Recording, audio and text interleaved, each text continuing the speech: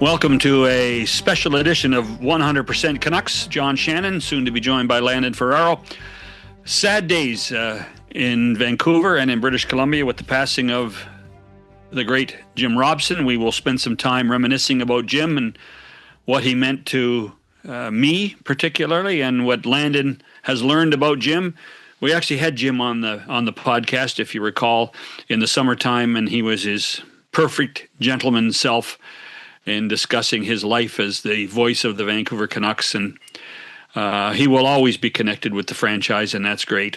And then we're going to talk a little bit about the Olympics, not necessarily what's going on in Milan, but there's a lot of people that don't realize that Landon played in the Olympics, played in Beijing in 2022 for a Canadian team coached by Jeremy Colliton and Claude Julien.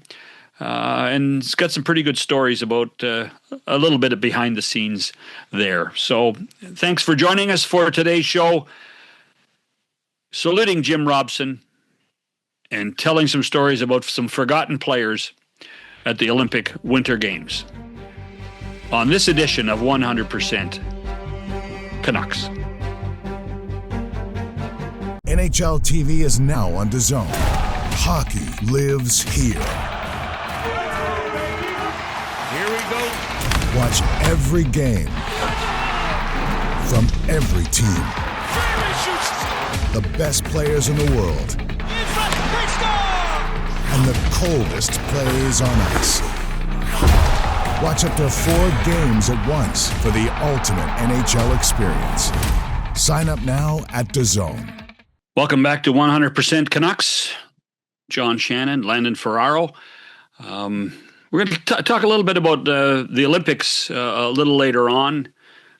Particularly, there's a couple of teams, Canadian teams in particular, that people have kind of forgotten just because of the excitement of having the NHLers return to the Olympics and return in Milan after a 12-year absence.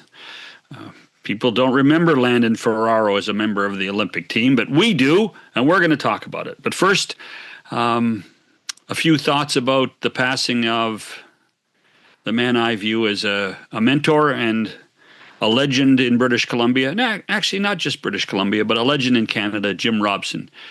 We had a chance, Landon, you and I, to talk to Jim in the summertime for this podcast, and I think you came away a little more impressed about how a guy who at that point, 91 years old, memory about the games and the Canucks like no other, right?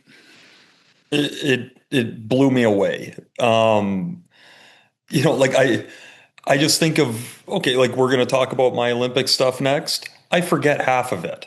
And it happened 4 years ago. Jim, the way that he could, much like he did in his calls, like he's telling you a story and he makes you feel like he's there. Like the one that's really stuck with me was his first game and Tim Horton getting traded.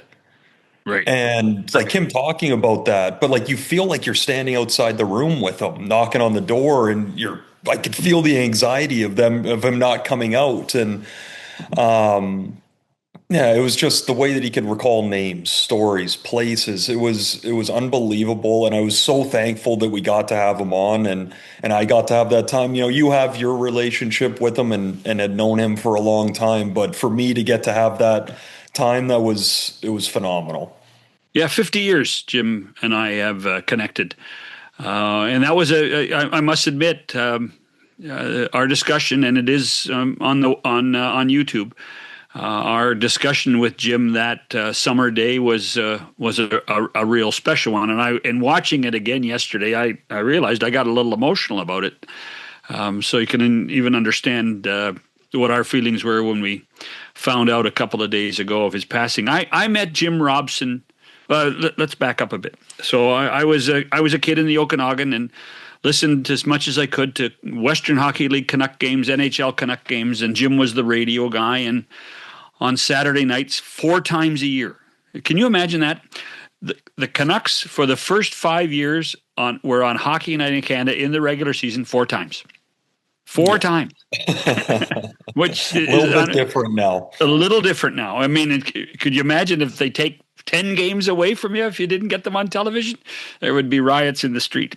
So I moved from British Columbia to come to school for broadcasting in Toronto. And in your first year of school, you have to do a project. And the project is of any choice if you want, whether it's, but it has to be about broadcasting. So I chose to do a documentary. I still have it, by the way, on reel-to-reel tape in our basement somewhere of Jim Robson. And so this was, I was a selfish 18-year-old kid, and I thought this was great. I'm going to be able to go to Maple Leaf Gardens and watch the Canucks play, and I'll be around Jim Robson. I'll get a bus. I took a bus to Buffalo to do the same thing when the Canucks were playing the Sabres. And then when I went home at Christmas time, I stayed in Vancouver for a couple of days and did 2 Canuck games. And so you did interviews with Robson. You went to the CKNW studio and behind the scenes stuff. I took pictures. I still have all the pictures that I took around Jim. But I had to get permission from Hockey Night in Canada to go and do it. So that was part of the exercise. So I had to go and meet the people at Hockey Night in Canada as a teenager, and that really was the impetus of how my experience and my contacts with Hockey Night started, was in order to do a documentary about Jim Robson. So he has been a huge part of my life since October of 1975, and to me that's an important marker. The funny story, and I is that I wanted to show Jim the finished documentary, and it's an audio visual presentation, slides and audio, and so I arranged a little room at Maple Leaf Gardens that I could play it on the wall for Jim. And Jim was going to come down at 1:00 in the afternoon, and we were going to watch it and maybe have a bite to eat. Well, I get there at 12:30. I set my projector up, and 1:00 comes, no Jim. 1:30, no Jim. Now, this is before cell phones, Landon. Yeah. 3:00, no Jim. He's not there. Jim's I love how you waited till 3, though. Well, what am I supposed to? I mean, I'm the kid. I'm the teenager, and he's Jim Robson.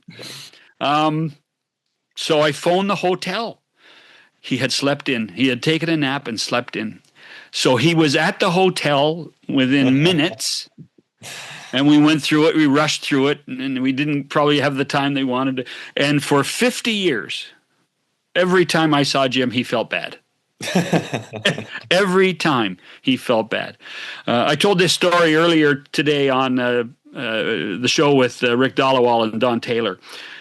When I started to produce, I produced a lot of games in the United States. And we were doing a game at the Cap Center in Washington on a Saturday afternoon. So we were there Friday. NBC was there preparing to do a college basketball game on Sunday. Georgetown was playing at the Cap Center. And so we got to meet Al McGuire and Dick Enberg, who were legendary basketball announcers for NBC in the late 70s or early 80s. And we actually ended up inviting them over to our table for dinner. So there's Al McGuire, who's the great Marquette basketball coach, and Dick Enberg, who was a legend and who I idolized Enberg for years. Used to listen to him on the radio when he was working in Los Angeles. We could get it in the Okanagan every once in a while. And so I got talking to Enberg about broadcasting. He says, you know what? I used to do the Western Hockey League Los Angeles Blades. And one of the great guys in the business was a guy named Jim Robson. Is he still around? And I said, oh, yeah, he's a legend. And he said, no, tell you what, Jim Robson was a great broadcaster and the most giving and polite person he ever met in the industry. And all these years later, 20 years later, he never forgot what Jim Robson was. The final story, and I think you'll appreciate this. Robson, in doing play-by-play and wearing the headset in the booth, loved to have the key open, the volume up of what was going on in the TV mobile. So he could hear everything going on. He could hear the audio man talking, the producer talking, the director talking, the tape AD telling you where the replays were. And I don't know how he could concentrate because I you couldn't wear the imagine earpiece, that. right? You wear the Yeah. earpiece. And one of the things that I was told when I started last year was like really get to know how all of it works. Because then when you're on the desk and say the right highlight doesn't come up and you're frustrated about it, there's a lot going on down there. So like get to know how it works. So as you're saying that, I with Sportsnet, like I sit in the second row behind Greg Shannon and watch the third period generally. The amount of talking and controlled chaos going on. I could Hmm. not imagine calling a game with that going on. Like, think of you're trying to study for a test and you live in an apartment building downtown or on a busy road. Try and do that studying with the window open. Like, that's what it would feel like, Oh, just constant crazy. noise. Yeah, and so I asked Jim. I said, "Why do you like that?" He says, "Because I like the energy in the control room, and it helps me call the game. It helps me understand all about the game." And so which fascinated me. I said, "Jim, I said, I'll be honest, Jim. You know, I swear." And he says, "Oh yeah, I hear it all. I hear it all." The But thing he to was me though, because again, right, like you have a very long relationship with him and you know him extremely well. For me, it's all the stories I've heard and the conversation that we got to have. And then, I've been guest hosting on Canucks Talk this week here. And obviously, we had a lot of, we had Cliff Ronning call in, Stan Smeal talking about him. And it was not that you want to be a part of that because it obviously means that Jim passed away, but to be able to hear all of these stories and all of it to me came back to one, obviously, he was a great and nice man that everyone Mhm. respected that came across him and they remembered. But like a story like that to me, as much as he says he likes to hear or like feel the energy, like to me, he just loved every part of the game and didn't Mhm. want to miss a second of it. And, like Brendan Batchelor came on and he was talking about when he got the job with the Giants. Jim reached out and invited him to GM place and said like you can sit with me and go through the game together. And he's like I idolize the guy, of course. Like he's like and the funny part with it is that was supposed to be it was either his first or second date with his wife, now wife. They were just met each other, and he had to blow her off to go up to watch the game with Jim Robson.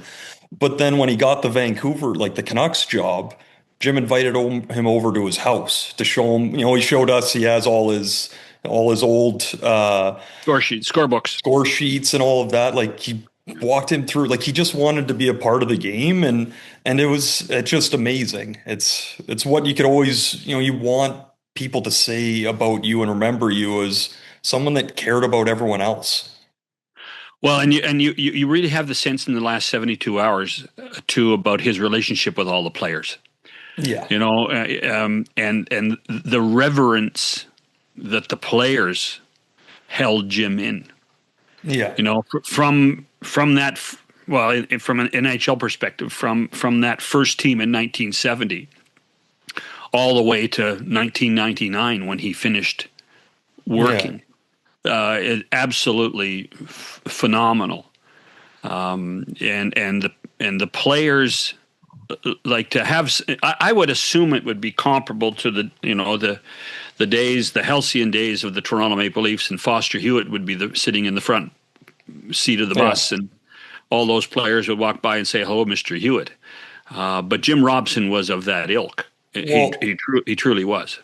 and Johnson, when Cliff Ronning was on, he's talking about him, and it's funny you brought up sitting on the bus, and he's like, you'd be going through a scoring slump, and you'd be walking by, and he'd kind of tap you on the leg or come sit next to you really quick, and he'd just be like, "Hey, keep shooting. Like I've watched a lot of hockey. It's right there for you." Whether he knew it or believed it or not, like he cared about the guys and he wanted to help, and just hearing Cliff talk about that and how much it meant to him when, he'd go out of his way to kind of try and cheer him up or kickstart him in a tough spell. Like it's just all of that. Again, like he was a fan of hockey, he was a fan of the people, and he wanted to do anything he could to help them do their job. And loved the Canucks. Yes. loved the Canucks. And yet, it's funny. So my first Stanley Cup final was the Islanders Flyers of 1980, and Jim Robson was the play-by-play man for the games that were played in that series on Long Island. Yeah, I remember you telling this. And here I was, 23, and Jim Robson, and calling the great Bob Nystrom overtime goal. Tonelli to Nystrom scores. Bob Nystrom. And the Islanders win the Stanley Cup. Simple. Perfect. Yeah. And that's what he was. He did it perfectly. Our announcers that day were smack in the middle of the crowd. And Jim called it off the monitor because he couldn't see it, but he saw Nystrom going to the net and called it off a monitor. That we will be forever connected through that. And the other one was that the last time Jim did a national game was in 1988 for global television. And it was a Calgary-Edmonton playoff series that everybody thought was going to be the epic series of all time, and the Edmonton Oilers swept them in 4 games, including that great shot of Wayne Gretzky's coming out of the penalty box and beating Mike Vernon over his shoulder. That wasn't on Hockey Night in Canada across the country. That was on global television. And Jim was replacing the great Dan Kelly, because Dan had assignments with the Blues before he had assignments with us at Global Television. And so in order to accommodate and get the series on the air, we needed another play-by-play guy. And Jim Robson was the guy. And Jim, he was happy to do it. And he did a magnificent job. He did a magnificent job. His attention to detail was no greater than, there's nobody better at his attention to detail.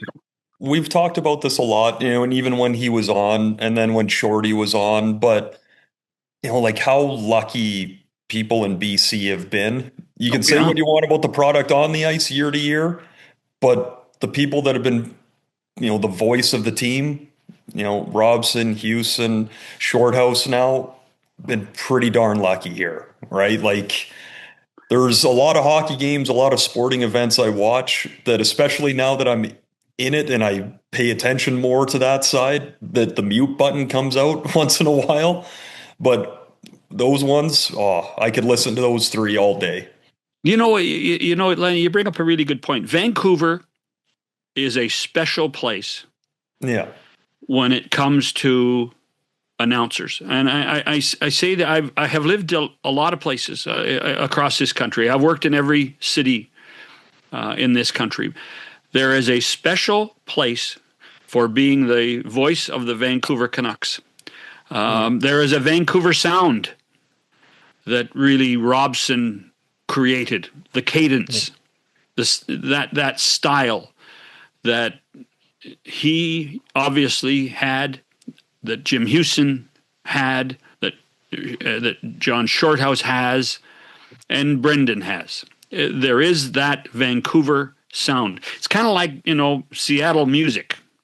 Yep. Seattle grunge music is, there's Vancouver hockey commentary. And it's really, really a style that is, it's beautiful, and it's effective, and it has a great deal of relevance to Canuck fans. And obviously that starts with Jim Robson and his voice, and the next ones to come listening to him, but also it truly does come from him, because he was so eager to help the next guys along. Yes. And when Batchelor was on the radio with us the other day, and he's talking about all this, and he's like, I just hope that I'm able to do that and bring it for the next person. And I'm sitting there, I'm like, Batch, but that's what Robson started all those years ago, because he did this for you, he did it for Shorty, Shorty's helped you. And he had Batch had just told the story about a local guy doing a game, and Jim was listening on the radio, and there was the longest time that he just did not mention the score or the time left. And he showed up to the guy's game, one of his games in the future, and brought him an egg timer. Oh, yeah. And I'm telling this, and I said, I'm like, but Batch, I'm like, I remember my first or second game being up in the booth with you in the Jim Robson broadcast gondola, and you told me that story. I'm like, you're passing it on, you're already doing it, but that's what Jim started 30 years ago. I have a picture somewhere in my basement of the egg timer. I do. I have. I mean, I might have to pull it out and watch it again because it's pretty cool to think 50 years later. So it's and you know what, it's easy to say, but you know the one guy that would hate all this attention would be Jim. Yep. You know that. That's how it always works, though, eh? Yeah, it is. It is. But he's iconic. He will never be forgotten. I can only hope that when the NHL season returns at the end of February, I can only hope that through all of this, that the Canucks have some vision and some forethought to salute what Jim Robson has been for this franchise for oh so long. And heck, you know what, Landon, I'll tell you what, I just might make a phone call. Yeah. You know what I would say is, like when someone with some significance that's, to an organization or a team like this, there is that conversation of, what do we like? Do we do something? Do we not? With the amount that, again, Jim touched everyone in that organization and the way that he's talked about around there, like I couldn't even imagine them not doing something because of the uprising that would happen within the rink, and totally fair. But in saying that, like, again, everyone I've come across and talked to about Jim over the last couple of years, because again, it's not like I'm going to look for these stories. It's people like you that have known him forever that are, it's almost like the grandparent that's like forcing the grandkid to listen to one of these stories they love to hear, because it's like people can't wait to get the stories out. And I imagine, all the way from some people that just are working, as hosts and helping people to their seats, down to people that work the underbelly and the security, like they all have a Jim Robson story. And it's only right that it gets acknowledged the right way once they're back, and it will. There's only one guarantee that I've learned in Canuck hockey, being in Rogers Arena, is there will be the biggest pop of a cheer when Jim Robson was shown on the big screen the past couple of years when he'd show up. He was just at a game just before the break, maybe a month ago, 3 weeks ago now. And, I'm getting ready to do my segment and they pop them up, and, I have my head things in my earpieces in. That cuts out a lot of noise. You heard that pop right through, and you have to turn around and you see him waving on the screen. And it's just a happy thing to see. Well, Vancouver and British Columbia, we're awfully proud of Jim Robson on so many different levels. And after a quarter of a century of not really being the play-by-play voice of the Canucks, it's amazing that people still remember who and what he was. And it's even better that we were able to remember him in this way. When we return, we'll turn our attention to the Olympics. And I'm going to call them the Forgotten Olympians, because we're also excited about these Olympics and the NHLers being at the games. But there are three teams in my thinking, that haven't been mentioned enough for being Olympians. And Landon, you were part of them. That's coming up on this edition of 100% Canucks. All right, listen up. Today I want to talk about giving 110%. Giving 100% means giving everything you got. Giving 110% means giving 10% more than is humanly possible. If we're going to win as a team, we need 100% of you guys giving 110% 100% of the time. If only 50% of you guys give 110% and 50% of you guys give 100%, I guarantee you 100%, we'd only win 50% of our games. Suppose 75% of the 110% gave only 50%. And 50% of the 100% gave 25%. And 75% of the 110% were not feeling 100%. Then we'd be in a heap of trouble. That's why we need 100% of you guys giving 110%, 100% of the time. Okay. Let's go out and play some hockey.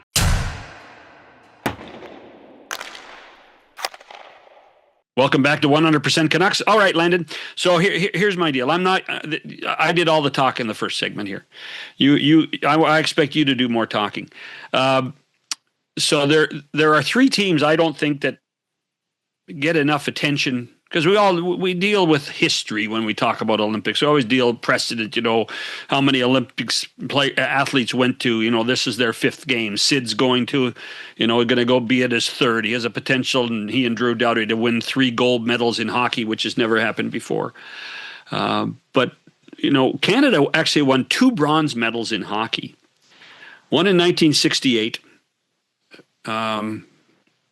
in Grenoble, France, that we were never supposed to win. We were fighting with the International Ice Hockey Federation at the time as a country because we felt the Russians were sending professionals, and we should be able to send professionals. They wouldn't have done that. In fact, that year, a former Stanley Cup champion, a guy named Carl Brewer, you can Google him, Carl Brewer, went and applied to have his amateur status reinstated. And they gave it to him so he could play in the Grenoble Olympics, and they won the bronze medal. That's awesome. The other one was in 2018. Yeah. Willie Desjardins coached Canada's team. That was a year that we knew that the NHLers weren't going to go to the Olympics, and so there was Hockey Canada put together a team of European pros, American leaguers, others. And they actually came back and won the bronze medal. Nobody gave them a chance of winning. They won a bronze medal. And you talk to any guys on that team, they are so proud of being on that team and winning a medal in Pyeongchang in the Olympics. And then there was your team, Landon, in Beijing, in amongst the world of COVID. Yeah. What was that like? The way I always describe it, like the experience, is all the things that me and my teammates would have complained about our experience were the reasons we were there and not the NHL guys. So you quickly got over those and moved along. But no, it was and is like one of the greatest accomplishments or whatever things I got to do in my career that that definitely just pops into my head once in a while of like, you're actually like, you're an Olympian. It's just wild, right? Like yeah. I grew up wanting to play hockey, watching my dad, and just being a kid and being naive. Like I knew I was going to do that. I knew I was going to play in the NHL. Who knows how long, but I knew I was going to play. But even as a little kid, like I knew I wasn't going to play on the Canadian Olympic team. I'm like, they're too good. I will never get there. And then all of a sudden, just before, or it was just after I got to Germany in 2021 that, I remember telling my wife that I'm like, hey, there's a real good chance the NHL guys aren't going to be going. And, like, if I can find a way to have a good year, like I'm going to be in that conversation. And we kind of laughed about it because it just seemed so far fetched. And then as the year went along, I was still kind of hanging out on the list. Then I got invited to go play in a tournament in Russia and went and played well there. And, like that to me was like, that was my gift at the end of or getting close to retirement, was just getting to put on that jersey, the Canadian jersey at that tournament again. Like it was so cool. But then did you march in the opening ceremonies? We did. Yeah. Wow. And see, now that's cool. And see, again, so it was something where we were deciding if we were going to go or not. And, we're like, we have to, like, I know we have our game coming up, but like we have to go. So we go, and it's COVID, it's not going to be the same. And, you kind of temper your expectations a bit. But then I remember kind of waiting in the holding area as the nations have already started walking. And just like this raw energy that's just vibrating through everyone. And as you're going into the stadium that they were held in, it was kind of like a slight decline ramp going down. So you couldn't really see anything but the ground that you were going to be walking out to. And then as you hit the bottom of it, it opened up, and all of a sudden, like, you just see the massive Olympic rings, hanging down in front of you, the people, everything. It's just a surreal moment that you don't even really know how to put into words. You think about everyone, especially for me, everyone that helped me, but also, my stepmom played in 2 Olympics. She got to do some really cool things, right? Like in '02, she got to, at the opening ceremony, she was the one that ran the torch up to give it to Mike Eruzione to light the cauldron in Salt Lake. Like, picturing her doing that, like, it was just the coolest experience. Now, were there many people in the stadium? Not really. Like, it was all the athletes that were there. And much like this Olympics, the like skiers and snowboarders, all of them were at a different village, so they weren't able to be there. They filled it in with some Chinese nationals as well. I guess they kind of held a lottery that whoever the amount they got to come in. But again, honestly, even if it was in 2010 in Vancouver when it was wild, I honestly don't know how much you would have heard. Like, when I came down and saw those rings, I was off in another world. Like, it just transports you. It's a different thing. What was the village like? It was interesting, right? Like, it felt like you were at like a summer camp, but you weren't meant to be social. Right. So you go to the cafeteria. Again, remind everybody, this is in the middle of COVID. This is COVID times. And we're talking about China. They were a bit more precautious, would be a way of saying it. So all the tables had the dividers up between them, and the food in the village. I guarantee my 16-year-old little brother that does not touch the kitchen could make better food. Like, it was not great. And yet again, I'm sitting here saying it all with a massive smile, because you're doing it. Everyone was in the same boat. You're doing it. You're kind of complaining about that together. But then there's the hot pot. So like the dumplings and noodles and stuff was the only thing that was legit edible. So that lineup was massive. That was the best place to meet all the other athletes, because we're all waiting to get that. What about your? So you guys had this change in coaches too just before the tournament started, right? Yeah. I mean, so Claude Julien in your camp, Claude Julien broke his leg. Broke his ribs. Ribs. That's right. It was ribs. It was a big part of why I got to that team in Russia, and then, it played well and got to the Olympic team. Was Claude Julien was the coach. He was my coach in Boston. He knew I could kill penalties. He knew what he had. So that was a big help. We do a pre-tournament camp in Davos, and they take us up sledding. Stuck in Davos. What a terrible thing. Yeah, it was terrible. It was awful. Just before you hop on a plane to go to the Olympics, it was a terrible time in my life. Right. Yeah, right. But so they take us tobogganing, and Claude ends up having a bit of a crash and ended up having to have surgery. He broke his ribs. So couldn't fly. Couldn't fly. So Jeremy Colliton ended up taking over. I will be honest, this is where I knew my Olympic playing time was in jeopardy, because Colliton loves his young, skilled players, and I was not young and I was not overly skilled. So Kent Johnson ended up jumping into the lineup pretty quick, but I got my one game. I got to play the quarterfinals against Sweden. We lost. I think it ended up getting an empty netter. It was 2-0, but we had a turnover just inside our own blue line. Quick pass across, easy shot from the outside, but it ended up deflecting off our D-man's stick and beat Matt Tompkins. It was tough, but again, man, like, I have my Olympic jersey hanging up in my office. Now my 2-year-old's running around and he'll run by and point up and like, Dad, a hockey. Like, just something like that. And knowing I'm going to get to share all this with them it's pretty cool. So your relationship with that group of guys, is it something that lasts, or just or is it no different than the team you were with in Grand Rapids? I would say it's kind of no different. If we were the 2018 team and won bronze, I'm sure that would have been quite different. And, I played with Quentin Howden that played on that team in Cologne, actually, the year I made the Olympic team. He was on our team. And, hearing his stories and all of it, I think that would have been different. But, there's a good number of those guys that I knew from before, and definitely some that you keep in touch with and watch them doing what they do now. It's fun. That's the best part of being on a team, right? Is you just meet more people to share an experience with. I agree. It's funny. There are generations now that, let's face it, I'm old.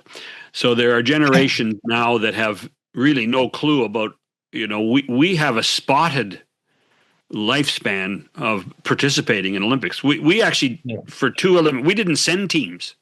We were so mad that we refused to send teams to Olympics in 72 and 76 because we felt there was a double standard of rules.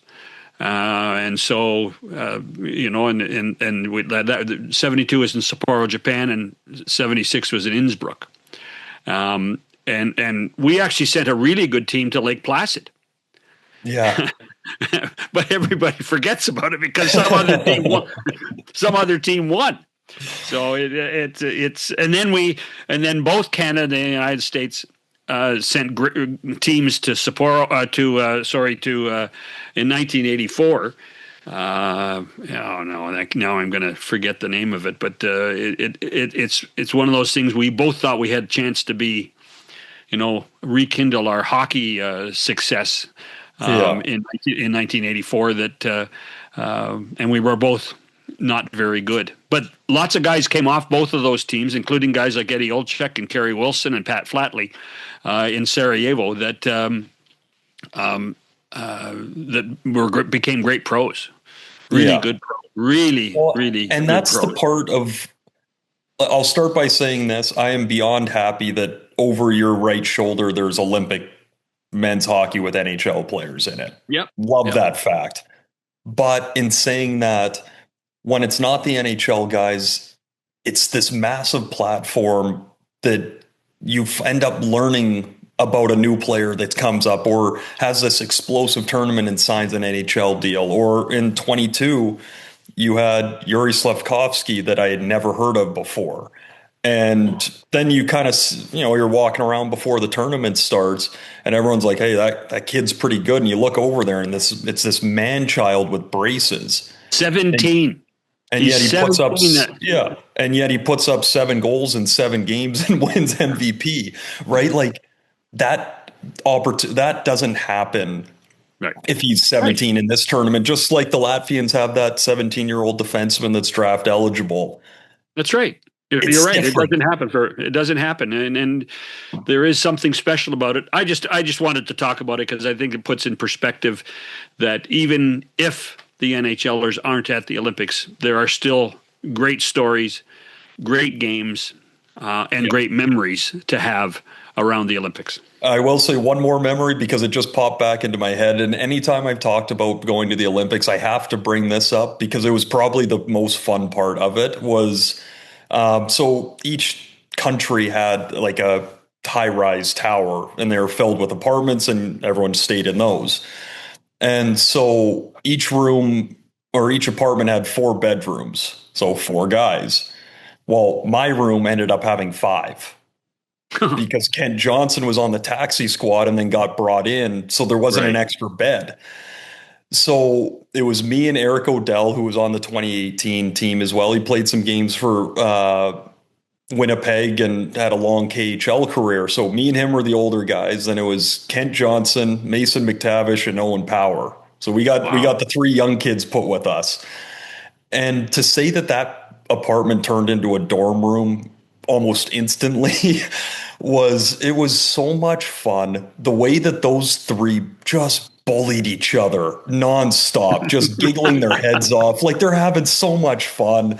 And us, we're playing cards, and we learned very quickly Kent Johnson should avoid the card table at all costs because he could not figure out a game to save his life. But McTavish is giving it to him. It was so much fun. And again, That's good. those are the memories that you hold on to, because it was, as much as I was 32 and your career is kind of coming to an end, like you got to be a little kid again. And it was awesome. Well, and now you can say, you made Owen Power, Mason McTavish, and Kent Johnson rich, because all three of them have done pretty well in the National Hockey League. Yeah, and let me tell you this. I went golfing with Kent last summer, and I somehow ended up paying. Let me figure that out for me. Well, he saw you coming. He may not be good at cards, but he's good at... Yeah, he's like, here's a sucker. Thanks for this, Landon. Yeah, all the best. Landon Ferraro, John Shannon, and Adrian Aucoin coming up on the show in a couple of days. Thanks for listening and watching this edition of 100% Canucks.